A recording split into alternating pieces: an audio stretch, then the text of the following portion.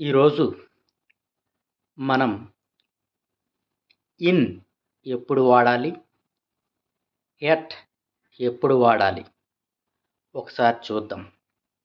In ఎప్పుడు use చేయాలి అంటే పెద్ద ప్లేస్లు అంటే బిగ్ ప్లేసెస్ వచ్చినప్పుడు ఇన్ వాడాలి.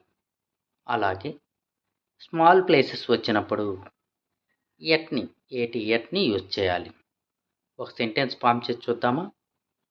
I am in Vijayawada at bus stand.